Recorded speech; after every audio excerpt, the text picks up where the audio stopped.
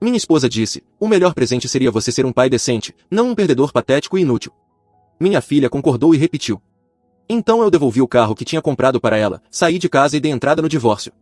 O que eu fiz depois deixou as duas desesperadas. Antes da história começar, não esquece do like e da inscrição no canal. A meta é 2.000 inscritos, e cada pessoa que apoia faz diferença. Agora, vamos à história. Olá, Reddit. Minha filha disse isso no aniversário dela, depois de escutar da mãe zombar do presente que eu comprei. Você me humilhou na frente dos meus amigos, ela disse, e minha esposa apenas concordou com a cabeça, como se eu fosse o único sendo irracional. Então eu dei às duas uma lição que nunca vão esquecer. Meu nome é Jacob, tenho 54 anos, moro em Traverse City, Michigan. Sou mecânico desde que virei adulto. 31 anos de nós dos dedos arrebentados, poeira de freio nos pulmões e aquele cheiro de óleo de motor que não sai, não importa o quanto você esfregue. Hoje tenho minha própria oficina. Sheridan Auto, 6 boxes e uma reputação de trabalho honesto. O nome dela é Paige, minha filha. A menina que eu carregava nos ombros em feiras do condado porque queria enxergar por cima da multidão. A menina que chorou no meu peito quando o primeiro namorado terminou com ela. Eu fiquei ali, dando tapinhas nas costas dela como um idiota, dizendo que ela merecia coisa melhor. Aparentemente, ela concordou com essa última parte um pouco demais. 26 anos. Eu a criei desde que ela era um pacotinho berrando dentro de um cobertor. Troquei fraldas, paguei aparelho nos dentes, ensinei a dirigir num estacionamento atrás do Kroger aos sábados, quando a mãe dela estava ocupada demais fazendo as unhas. E foi isso que eu recebi, na frente dos amigos dela, no aniversário. Enquanto um carro de $32.000 estava parado na garagem com um laço em cima, que levou 20 minutos para eu amarrar. A festa foi ideia da Paige. Ela queria algo grande para o aniversário de 26 anos. Uma comemoração no quintal, com os amigos, um noivo e decoração suficiente para fazer os vizinhos acharem que a gente tinha enlouquecido. Minha esposa, Colleen, cuidou do planejamento. Eu cuidei da conta. Foi assim que funcionou durante 28 anos de casamento. Passei a semana antes da festa pendurando luzes no quintal, montando mesas, carregando cadeiras da locadora porque a Paige insistiu que móveis de plástico de jardim eram cafonas. Quando os primeiros convidados chegaram, eu já estava cansado. Mas sorri, apertei mãos, fiz conversa fiada com gente que eu mal conhecia e esperei o momento certo de trazer o presente. Eu vinha planejando o carro há meses. O Honda velho da Paige estava nas últimas, queimando óleo e fazendo barulhos que me deixavam acordado à noite, com medo de ela quebrar numa estrada qualquer. Um Mazda CX-30. Confiável, seguro, econômico. Fiz test drive em 3 antes de escolher aquele com as melhores avaliações de segurança. Ainda consegui na cor favorita dela, aquele azul escuro que ela sempre apontava quando passávamos pela concessionária. O olhar no rosto dela quando viu o carro não foi de decepção. Foi de nojo. Um Mazda, ela disse, alto bastante para todo mundo ouvir. Pai, fala sério? Eu senti o clima inteiro mudar. Uns 20 convidados, de repente, muito interessados na mesa de aperitivos. O noivo dela, um cara chamado Chester que vendia seguros, ficou ali de braços cruzados, como se estivesse assistindo a um show. É 0 km, eu disse. $32.000. As melhores notas de segurança. 4 anos de garantia. É um Mazda, ela repetiu, como se eu tivesse entregado uma bicicleta sem roda. Você sabe que eu queria um BMW. A gente falou sobre isso. A mãe te mostrou os modelos que eu gostei. Esses começam em $55.000, Paige. Então, você tem uma empresa. Eu olhei para minha filha naquele momento. Olhei de verdade. As luzes caras no cabelo. A bolsa de grife pendurada no ombro. O anel de noivado que provavelmente os pais do Chester pagaram, porque aquele garoto não conseguiria comprar nenhum pirulito com a comissão dele. Ela nunca trabalhou num emprego que deixasse o corpo dolorido no fim do dia. Nunca teve que escolher entre consertar o carro ou pagar o aluguel. Nunca entendeu que dinheiro vem de algum lugar. De horas curvado sob capos, numa oficina que chega a 40 graus em julho. Aí ela soltou a bomba. Sabe de uma coisa? Ela disse. E eu juro que ela olhou para as amigas para garantir que estavam ouvindo. O melhor presente seria ter um pai decente que realmente me desse o que eu quero. Dava para ouvir um alfinete cair. Eu me virei para olhar a Colleen. Ela estava perto da porta dos fundos, com um chá gelado na mão. Minha esposa de 28 anos. A expressão dela dizia tudo antes mesmo de abrir a boca. Você humilhou ela na frente dos amigos com aquele carro patético. Colleen disse. O que você esperava? Eu assenti uma única vez. Não porque concordasse. Mas porque finalmente entendi algo que fui teimoso demais para enxergar por anos. Eu não era mais marido nem pai. Eu era um caixa eletrônico compulso. Tudo bem, eu disse. A expressão da Paige mudou. Ela esperava uma discussão. Esperava que eu ficasse na defensiva. Talvez pedisse desculpas. Com certeza cedesse, como sempre fiz. Eu tirei o laço do Mazda. Amassei. E joguei no lixo ao lado da garagem. Depois entrei no carro e fui embora. Sem gritar. Só o ronco suave do motor. Meu irmão mora a 20 minutos da cidade, numa casa que ele mesmo construiu ao longo de 3 verões, quando ainda era casado. O casamento não durou. Mas a casa durou. Esse é o Vitor. Tudo que ele toca ou desmorona, ou fica para sempre. Não existe meio termo. O Vic é 4 anos mais velho. Passou pelo próprio divórcio 8 anos atrás.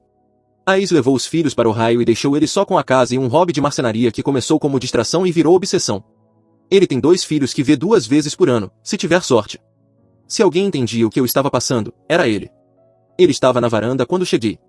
Pés apoiados no corrimão, assistindo ao pôr do sol. Belo carro. Ele disse quando eu saí. É seu? Era para ser o presente de aniversário da Paige. Ele arqueou a sobrancelha. Era? Contei o que aconteceu. A cena feia inteira na garagem. Cada palavra que minha filha disse. Cada coisa que minha esposa não precisou dizer, porque o rosto dela falou por ela. Vic ouviu sem interromper. Quando terminei, ele apenas assentiu devagar, como se estivesse ponderando. Você pode ficar no quarto de hóspedes, ele disse. O tempo que precisar. Peguei a bolsa de pernoite que mantenho no caminhão para emergências e o segui para dentro. O quarto era pequeno, mas limpo. Cama de solteiro. Paredes vazias. Uma janela com vista para a mata atrás da propriedade. Sentei na beira do colchão e fiquei olhando para minhas mãos por um bom tempo. Graxa embaixo das unhas. Cicatrizes nos nós dos dedos. Calos permanentes que nunca foram embora. Essas mãos já reconstruíram transmissões. Trocaram correntes de comando. Economizaram milhares de dólares para clientes ao detectar problemas cedo. Essas mãos também construíram uma casinha na árvore para Paige quando ela tinha 7 anos. Ensinaram ela a jogar beisebol aos 9. Ajudaram ela a se mudar para o primeiro apartamento aos 22. Aparentemente, nada disso valia tanto quanto um logotipo alemão no capô. Na manhã seguinte, levei o Mazda de volta à concessionária. O vendedor que me atendeu, um rapaz chamado Dennis, que tinha passado 1 hora garantindo que eu saísse com exatamente o que queria, pareceu confuso quando entrei. Está tudo bem com o veículo, Sr. Sheridan? O veículo está ótimo, eu disse. A situação mudou. Preciso vender de volta. Ele fez uma careta. Concessionárias não aceitam devolução de carro novo. Todo mundo sabe disso. Mas elas compram veículos. E um Mazda com 3 dias de uso e 47 milhas rodadas era o mais perto de estoque novo que dava para chegar sem tirar o plástico. Danny chamou o gerente. Um cara para quem eu já tinha feito serviço de freio alguns anos antes. Conversamos sobre valores. Eles ofereceram 26 mil dólares. Eu rebati com 28 mil, fechamos em 27 mil. O que significava que eu perdi cerca de 7 mil dólares, depois de impostos e taxas, num carro que mal tinha saído do pátio. Lição cara, mas mais barata do que uma vida inteira de ressentimento. Assinei a papelada, vi o cheque ser processado e saí com a carteira mais leve e a cabeça mais clara. Vi que estava me esperando quando voltei. Sentado na oficina dele, com serragem na camisa de flanela e uma cadeira de balanço pela metade entre os joelhos. Devolveu, eu disse. Bom. Ele não levantou os olhos da lixa. E agora? Eu vinha me fazendo a mesma pergunta a manhã inteira. Meu celular tinha 25 chamadas perdidas. Um misto de Colleen e Paige. Não ouvi nenhuma mensagem de voz. Não precisava. Eu sabia como seria. Você está exagerando. Você está sendo dramático. Você está fazendo isso virar algo sobre você. Vou procurar um advogado, eu disse. Vic parou de lixar. Olhou para mim pela primeira vez. Divórcio. 28 anos de casamento e ela chamou um presente de 32 mil dólares de patético. Ela não apenas ficou do lado da Paige. Ela foi além. Na frente de todo mundo. Ele largou a lixa e limpou as mãos na calça jeans. Tem certeza disso? Não é só raiva? Estou com raiva, eu admiti. Mas também estou pensando com clareza.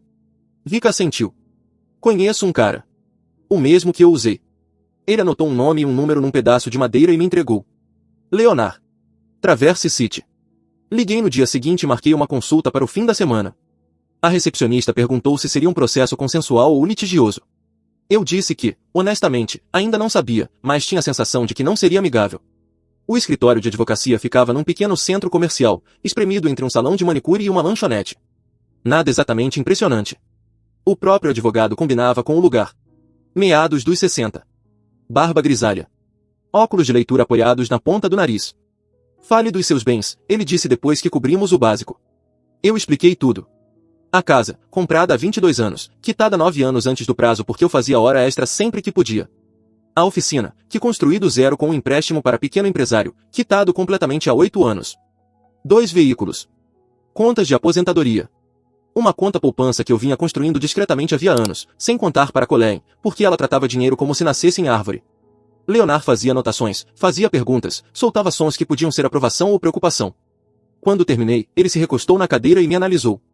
Michigan é um estado de divisão equitativa, disse ele, não de comunhão total de bens. O tribunal divide os bens com base no que é justo, não necessariamente meio a meio. O que isso significa para mim? Significa que podemos argumentar que bens que você trouxe para o casamento, bens que construiu de forma independente, devem pesar a seu favor. Seu negócio, por exemplo. A contribuição da sua esposa para essa empresa será avaliada. Ela nunca pisou na minha oficina, a não ser para reclamar do cheiro. Ele quase sorriu. Documente tudo. Quanto mais registros você tiver, melhor a sua posição. Eu vinha documentando tudo havia anos sem nem perceber. Declarações de imposto. Recibos da empresa. Registros de manutenção de cada veículo que tivemos. Sou mecânico. Papelada é metade do trabalho. Todo conserto é registrado. Toda peça tem recibo. Toda hora é anotada. Naquele fim de semana, o Vic me ajudou a tirar o resto das minhas coisas da casa. A Colleen não estava lá. O carro da Paige estava na garagem, porém. O Honda velho que eu tanto me preocupava. Ainda queimando óleo. Ainda fazendo barulho. O Vic tinha emprestado um reboque de um amigo, e carregamos tudo que era claramente meu. Ferramentas da garagem. A coleção que eu vinha montando desde o meu primeiro emprego aos 17. A poltrona que meu pai tinha me deixado. Couro gasto, molas rangendo. Sem valor para qualquer um além de mim. Caixas de fotografias de antes do casamento. Fizemos 3 viagens. A primeira foi a mais fácil. Coisas que a Colleen não notaria a falta. A segunda foi mais difícil. Itens com história compartilhada, que eu tive que decidir se valia a pena disputar. A terceira fui só eu. Andando pela casa uma última vez. A garagem foi o que mais me atingiu. Eu tinha passado centenas de horas ali. Ensinando a Paige a trocar óleo. Recondicionando carburadores em projetos de fim de semana. Apenas existindo num lugar que parecia meu. A bancada estava coberta de ferramentas que eu estava deixando para trás. Grandes demais para levar. Integradas demais à casa para tirar sem briga. Você está bem? Perguntou o Vic quando eu saí. Vou ficar. Você está mesmo fazendo isso, disse ele, enquanto prendíamos a última carga. Tô. Ele bateu no meu ombro. Já era hora. Os papéis do divórcio foram protocolados na segunda-feira seguinte. Eu mandei que fossem entregues na casa num horário em que eu sabia que a Colleen estaria lá. O oficial de justiça me ligou depois para confirmar a entrega. Voz completamente neutra. Ela pareceu surpresa, disse. Aposto que sim. A reação da Colleen veio 3 dias depois, quando ela apareceu na casa do Vic sem avisar. Eu estava na garagem ajudando ele a terminar a cadeira de balanço quando o carro dela entrou na driveway. O motor estava falhando. Dava para ouvir a batida a 6 metros de distância. Provavelmente precisava de velas novas e uma limpeza nos bicos injetores. Mas isso não era mais problema meu. Ela saiu do carro com cara de quem não dormia havia dias. Cabelo bagunçado. Maquiagem borrada. Aquele tipo de desleixo que a Colleen nunca deixava ninguém ver. Por um segundo, só um segundo, eu senti algo parecido com culpa. Depois lembrei do olhar no rosto dela quando chamou um presente de $32.000 de patético. Você entrou com o divórcio, ela disse. Não era uma pergunta. Entrei. Sem nem falar comigo antes. Conversar exige 2 pessoas que realmente queiram ouvir. Você deixou bem claro de que lado estava. Ela cruzou os braços. O movimento defensivo clássico dela. Você vai jogar fora 28 anos por causa de uma noite ruim? Eu larguei a chave de fenda que estava segurando e dei a ela toda a minha atenção. Uma noite ruim? Colleen, não foi uma noite ruim. Foram 28 anos sendo dado como certo, finalizados com você chamando meu presente de patético e nossa filha desejando ter outro pai na frente de todo mundo no aniversário dela. Ela não quis dizer assim. Então como quis dizer? Ela não teve resposta. O Vic desapareceu silenciosamente para dentro da casa, nos dando espaço. Eu quero a casa, ela disse por fim. A Paige e o Chester vão se casar na primavera. Precisamos do espaço para o casamento. Eu quase ri. Aparecer para negociar imóvel quando os papéis do divórcio mal tinham esfriado.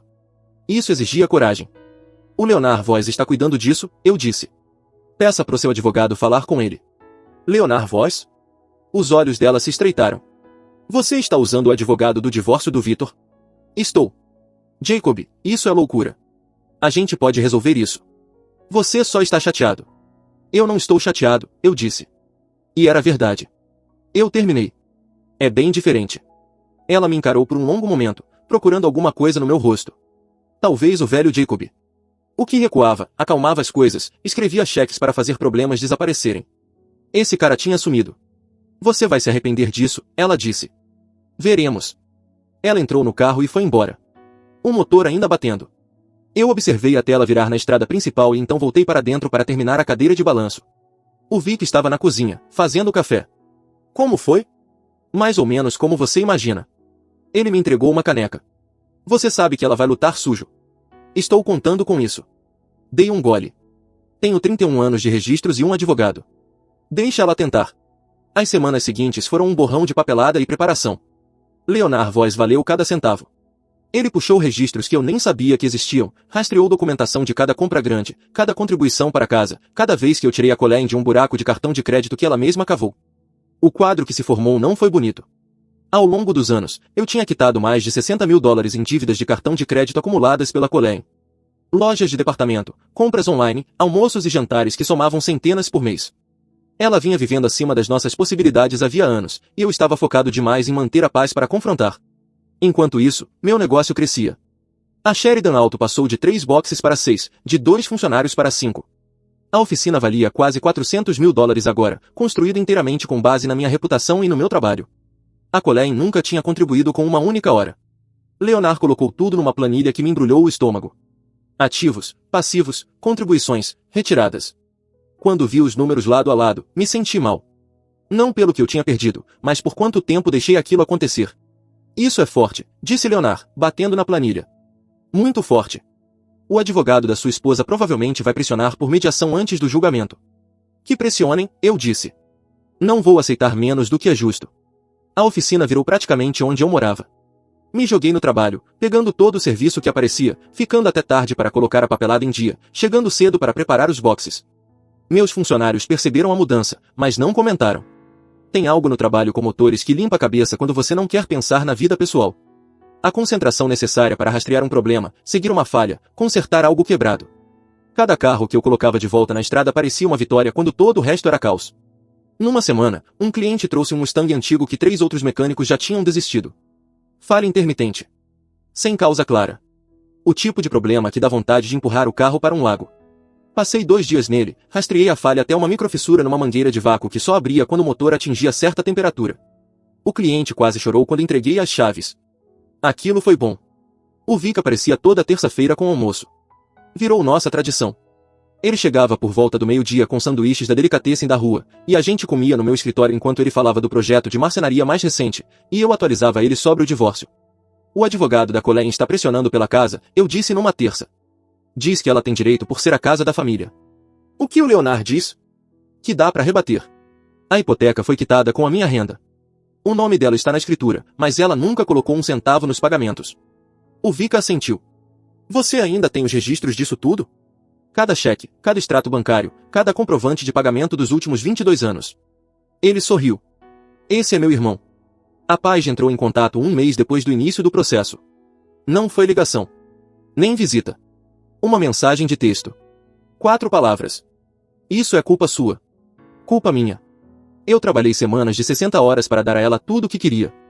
Paguei a faculdade quando ela desistiu depois de 2 anos. Paguei o apartamento quando ela não conseguia arcar com o aluguel. Paguei o carro, o seguro, os tratamentos dentários. As contas nunca fechavam, mas privilégio nunca fecha mesmo. Eu não respondi à mensagem. A mediação aconteceu no fim de outubro. Sala de reuniões em um prédio comercial no centro da cidade, tudo vidro e cromo. A Colleen apareceu com a advogada dela, uma mulher bem vestida chamada Elaine, que parecia cobrar $500 por hora só para fazer contato visual. Eu e o Leonard sentamos de frente para elas. O mediador, um juiz aposentado chamado Franklin, ficou na cabeceira da mesa como se estivesse apresentando um game show extremamente entediante. A Colleen queria a casa, metade da minha aposentadoria e pensão. A advogada apresentou isso como uma compensação justa por 28 anos sendo dona de casa e esposa dedicada. Mantive o rosto neutro enquanto Leonard expunha ao nosso lado. As planilhas apareceram. Os extratos bancários. A documentação de cada compra importante. Cada dívida que eu quitei. Cada contribuição que fiz para a casa. O rosto da Elaine mudou conforme ela analisava os documentos. Ela claramente esperava uma história bem diferente da que os números mostravam. Dava para ver ela repensando toda a estratégia ali, na hora. Meu cliente construiu o negócio do zero, disse Leonard, com calma. Quitou a casa da família com a renda desse negócio. Pagou mais de $60 mil em dívidas de cartão de crédito acumuladas pela senhora Sheridan ao longo dos anos. A ideia de que ele deva agora entregar metade de tudo para alguém que não contribuiu financeiramente com nada é, francamente, insultuosa. O rosto da Colleen ficou vermelho. Eu criei nossa filha enquanto ele trabalhava. A Paige tem 26 anos, respondeu Leonard. Ela não precisa ser criada há quase uma década. O que a senhora contribuiu desde então? O mediador pediu um intervalo. Saímos para o corredor e o Leonard me puxou de lado. Eles vão voltar com algo mais razoável, disse. A Elaine percebeu que o caso dela acabou de sofrer um baque. O que você acha que eles vão oferecer? Provavelmente a casa em troca de abrir mão da pensão. Talvez uma fatia menor da aposentadoria. Eu pensei nisso. A casa onde vivi por 22 anos. Deixa eles ficarem com a casa, eu disse. Eu não quero mais. Leonard assentiu. E a empresa? Fora de questão. Ela não encosta na oficina. Quando voltamos para a sala, a Elaine apresentou uma proposta revisada. A casa, 30% da aposentadoria, sem pensão. Leonard rebateu com a casa, 15% da aposentadoria e separação definitiva, sem pendências. Eles aceitaram. Saindo daquele prédio, eu me senti mais leve do que em anos. A casa tinha ido embora, mas fazia tempo que já não parecia um lar. O dinheiro era administrável e a Sheridan Auto continuava sendo minha. Cada chave, cada elevador, cada box. O Vic estava me esperando no estacionamento. Ele tinha insistido em dirigir. E então? Perguntou. Acabou. A casa é dela. A oficina é sua. Ele bateu no meu ombro. Então vamos comemorar. Eu pago o jantar. O inverno chegou cedo naquele ano. Primeira neve em meados de novembro. Daquelas que ficam e deixam todo mundo miserável. Me mudei para um apartamento do outro lado da cidade. 2 quartos, vista para o estacionamento e vizinhos que não se metiam na vida de ninguém. Passei o dia de ação de graças na casa do Vic. Só nós dois. Comendo sanduíches e assistindo futebol, porque nenhum de nós conseguiria fazer um peru sem transformar aquilo num risco biológico. Ele tinha terminado a cadeira de balanço e me entregou como se fosse um troféu. Trabalho lindo. Acabamento liso. Perfeitamente equilibrada. Carvalho, escolhido à mão num depósito de madeira a 3 horas de distância, porque o Vic nunca faz nada pela metade. As juntas estavam firmes. As curvas eram perfeitas. Tudo ali foi feito para durar gerações. Coloquei a cadeira na varanda do apartamento e passei a sentar nela toda manhã com meu café. Você anda filosófico na velhice, disse o Vic quando me pegou ali uma manhã. Estou aprendendo a valorizar as pequenas coisas, respondi. A Paige se casou em março. Eu não fui convidado. Fiquei sabendo por um primo que ainda falava com os 2 lados da família. Cerimônia pequena, no quintal. O mesmo quintal onde ela disse que eu não era um pai decente. Engraçado como as coisas funcionam. Segundo o primo, os pais do Chester pagaram tudo. Vestido, buffet, fotógrafo. A Colleen contribuiu com o local, que, na prática, foi contribuição minha, já que eu cortei aquela grama por 22 anos. Mas quem estava contando? Tirando eu. Não mandei presente. Não mandei cartão. Apenas deixei o dia passar como qualquer outra terça-feira. A primavera trouxe mudanças. A oficina estava mais cheia do que nunca. O boca a boca lotando meus boxes com mais serviço do que meus funcionários davam conta. Contratei mais 2 mecânicos, garotos recém-formados na escola técnica que me lembravam de mim mesmo 30 anos atrás. Fome de aprender, vontade de trabalhar, disposição para ficar até mais tarde. Eu estava construindo algo novo. Não só o negócio, mas uma vida que não girava em torno de pessoas que não me valorizavam. Entrei numa liga de boliche com o Vic, o que sou idiota até você perceber que é só uma desculpa para sair de casa e jogar objetos pesados em pinos de madeira uma vez por semana. Nosso time se chamava Peças de Reposição, o que eu achei genial. Éramos horríveis, sempre em último lugar, mas ninguém ligava. Eram 2 horas toda quinta-feira em que a única coisa que importava era derrubar pinos e falar de nada importante. Comecei a cozinhar para mim mesmo, em vez de viver de delivery toda noite. Descobri que não sou ruim nisso quando realmente tento. Era bom fazer algo com as mãos que não envolvesse motores ou chaves. Acabei adotando um cachorro do abrigo, um vira-lata velho e rabugento chamado Bruno, que tinha sido ignorado por todo mundo que procurava filhotes. Ele tinha 8 anos e a personalidade de um segurança aposentado. A funcionária do abrigo disse que ele estava lá havia 6 meses e ninguém o queria. Assinei os papéis naquela mesma tarde. Eu e o Bruno nos entendemos. Nós dois fomos deixados para trás por pessoas que queriam algo mais novo, e nós dois decidimos que ficar amargurados com isso era perda de tempo. Ele não precisava de muito, só comida, passeios e alguém para sentar junto enquanto o sol se punha. Isso eu sabia fazer. Passei décadas fazendo muito mais por pessoas que apreciavam muito menos. A ideia da pasta surgiu numa noite, enquanto eu revisava declarações antigas de imposto da oficina. Eu tinha guardado tudo. Cada recibo, cada extrato, cada registro de cada dólar que passou pelas minhas mãos dos últimos 30 anos. A Paige costumava zombar disso, me chamava de acumulador, dizia que gente normal jogava essas coisas fora. Gente normal não acaba precisando provar que passou a vida inteira sustentando familiares ingratos. No fim, minha paranoia era, na verdade, preparação. Comecei a organizar tudo. Do mesmo jeito que encaro uma reconstrução complicada de motor. Sessão por sessão, ano por ano. Pagamentos da faculdade quando ela se matriculou. Depois, o dinheiro que nunca voltou quando ela desistiu após 2 anos porque decidiu que estudar era chato. Aluguel dos 3 apartamentos diferentes onde ela morou quando não conseguia se manter. Prêmios de seguro do carro que continuei pagando mesmo depois de ela ter idade para cuidar disso sozinha. Contas médicas de quando ela quebrou o braço esquiando na faculdade. Viagem que eu também paguei. Extratos do cartão de crédito quando ela estourou o primeiro aos 22 anos e eu salvei a situação. Tratamento dentário quando ela quebrou um dente e não tinha cobertura. Consertos emergenciais do carro quando ignorava luzes de aviso até algo realmente quebrar. Os números chegaram a pouco mais de $140 mil. Isso foi o que investi na paz além do básico de comida, teto e roupas. $140 mil. Sem contar inflação. Sem contar os juros que perdi esvaziando minhas economias repetidas vezes em vez de deixá-las crescer. Coloquei tudo numa pasta preta, com divisórias e etiquetas. Montada como um dossiê. Só fatos. Na capa, escrevi 3 palavras. O que eu dei? O Vic viu numa das visitas de terça-feira. Pegou a pasta. Folheou. Soltou um assobio baixo. O que você vai fazer com isso? Perguntou. Ainda não sei. Talvez nada. Talvez tudo. Isso é muito dinheiro. São muitos anos. Ele colocou a pasta sobre a mesa e me olhou com uma expressão difícil de decifrar. Você sabe que isso não vai mudar como eles veem as coisas. Eu sei. Mas pode mudar como todo o resto das pessoas vê. Ele ficou em silêncio por um momento. Depois assentiu. Se for fazer alguma coisa, faça direito. Envie para quem importa. Deixe os fatos falarem sozinhos. A oportunidade apareceu 6 meses depois. Como se estivesse esperando o momento certo. A Paige e o Chester compraram uma casa. Fiquei sabendo pelo mesmo primo que me mantinha informado sobre a família. Lugar bonito, num condomínio do lado norte da cidade. 3 quartos. Garagem para 2 carros. A questão é que, para comprar uma casa, você precisa de bom crédito e renda sólida. O emprego do Chester vendendo seguros não rendia grandes coisas.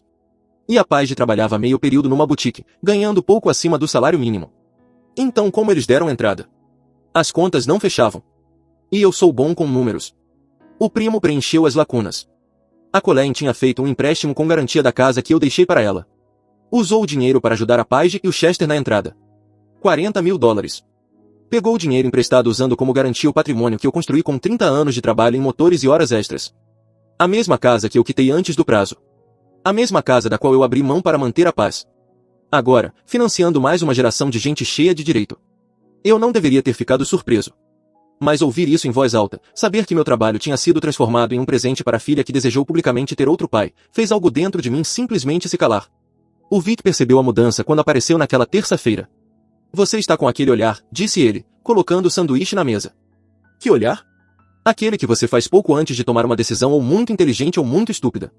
Ele me observou por um segundo e então assentiu. Seja lá o que você esteja planejando, só garanta uma coisa, que consiga viver com isso depois. Essa é a única regra. Eu conseguia viver com isso. Esse era o ponto. Eu tinha passado 28 anos engolindo coisas e convivendo com decisões que não foram minhas. Essa seria minha. Fiz cópias de tudo que estava na pasta. 27 páginas de documentação, mais uma carta explicando o que cada seção mostrava. Depois enviei para os 2 únicos endereços que importavam. A irmã da Colleen, que sempre pareceu entender meu lado, e os pais do Chester, que aparentemente achavam que tinham criado um filho autossuficiente que estava se casando com uma mulher autossuficiente. Não incluí endereço de retorno. Não incluí pedido de simpatia nem de compreensão. Apenas os fatos, organizados com clareza, e deixei que cada um tirasse suas próprias conclusões. A partir daí, espalhou-se do jeito que tudo se espalha em cidades pequenas. Alguém conta para alguém, que conta para outro, e em menos de uma semana metade do condado já sabia da história. As coisas começaram a desmoronar em questão de dias. Os pais do Chester ligaram para a Paige querendo explicações. Por que tinham ouvido que Jacob tinha pago a faculdade dela? O apartamento? O carro? Por que achavam que a Paige era financeiramente independente, se os números diziam outra coisa? Eles tinham ajudado a pagar a casa do filho, só para descobrir que a nora vinha com muito mais bagagem do que o anunciado. As conversas não foram nada agradáveis. Pelo que ouvi, a mãe do Chester usou a palavra enganados mais de uma vez. O pai fez perguntas diretas sobre que outras surpresas ainda estavam por vir. A irmã da Colleen ligou para Colleen. Aquilo também não terminou bem, segundo o primo. Muito grito, muitas acusações, anos de drama familiar finalmente vindo à tona. A Colleen aparentemente vinha contando para a família dela que eu era o louco da história, que tinha abandonado a família por nada. A pasta contava uma história bem diferente.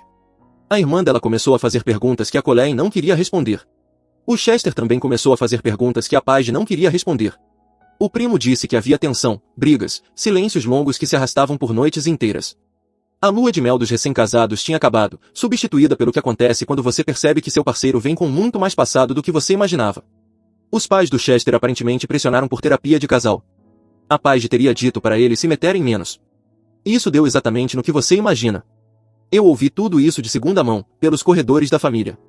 Eu não procurei ninguém, não comemorei, não fiz nada que pudesse parecer provocação. Existe uma coisa sobre fatos, eles não precisam que você os defenda. Você apenas os coloca na mesa e deixa as pessoas fazerem as contas. A Colleen podia contar a história que quisesse, mas não podia discutir com extratos bancários. A Paige podia dizer o dia inteiro que era independente, mas os recibos diziam outra coisa. A Colleen tentou entrar em contato uma vez. Deixei cair na caixa postal. A mensagem foi curta. Espero que você esteja feliz com o que fez. Eu estava. De verdade. O confronto aconteceu num domingo à noite, no fim do outono. Eu estava na varanda com o Bruno quando um carro entrou no estacionamento do prédio. O carro da Paige. O mesmo Honda com o qual eu me preocupei por anos. De alguma forma, ainda funcionando. Ela saiu devagar, como se não tivesse certeza se queria estar ali. Caminhou sem pressa até o prédio e depois subiu as escadas. A batida na porta foi hesitante. Abri e olhei para minha filha pela primeira vez em mais de um ano. Ela parecia exausta. Mais velha do que 27. Aquele tipo de cansaço que vem quando você percebe que o mundo não vai simplesmente te dar o que você quer. Posso entrar? Ela perguntou. A varanda está ótima. Sentamos ali. Ela na cadeira extra. Eu na cadeira de balanço que o Vic tinha feito. O Bruno cheirou ela uma vez, decidiu que não valia o esforço e voltou para a cama dele perto da porta de vidro. Os pais do Chester não falam mais com a gente, ela disse. Estão furiosos. Acham que eu menti sobre tudo. Mentiu? Ela desviou da pergunta. Eles não precisavam saber de todas aquelas coisas antigas. O passado é o que construiu o seu presente. Você acha que aquela entrada veio do nada? Aquela casa que sua mãe hipotecou? Eu paguei por aquilo com minhas mãos. Cada dólar que ela te deu começou comigo. Você não precisava contar para todo mundo. Não, eu concordei. Não precisava. Mas você também não precisava me chamar de pai patético na frente dos seus amigos. Ações têm consequências. Isso é algo que você deveria ter aprendido há muito tempo. Ela me encarou e, por um segundo, eu vi a menina que caiu da bicicleta e correu até mim com os joelhos sangrando. A garota que confiava em mim para consertar tudo. Desculpa, ela disse. Eu sei que isso não conserta nada, mas sinto muito. Desculpa porque aconteceu ou desculpa porque você foi descoberta? A pergunta ficou no ar. Ela não teve uma resposta rápida, o que me disse tudo. Eu quero consertar isso, ela disse por fim. Eu quero meu pai de volta. Eu balancei devagar na cadeira. Sabe o que é engraçado? Eu disse. Eu nunca fui embora. Você me empurrou para fora. Você e sua mãe, naquele dia na garagem, deixando claro que nada do que eu fizesse jamais seria suficiente. Eu te dei 26 anos da minha vida e você jogou isso fora porque eu comprei a marca errada de carro. Eu fui estúpida. Mimada. Eu vejo isso agora. Vê mesmo? Porque existe uma diferença enorme entre saber de algo e realmente entender. Você pode saber que machucou alguém sem entender por que isso importou. Ela enxugou os olhos. O que você quer que eu faça? Me diz e eu faço. Eu olhei diretamente para ela. Viu? Esse é o problema. Você quer que eu te entregue um roteiro. Que te diga como agir para que tudo volte a ser como antes. Mas como antes era você recebendo e eu dando até não sobrar nada. Então o quê?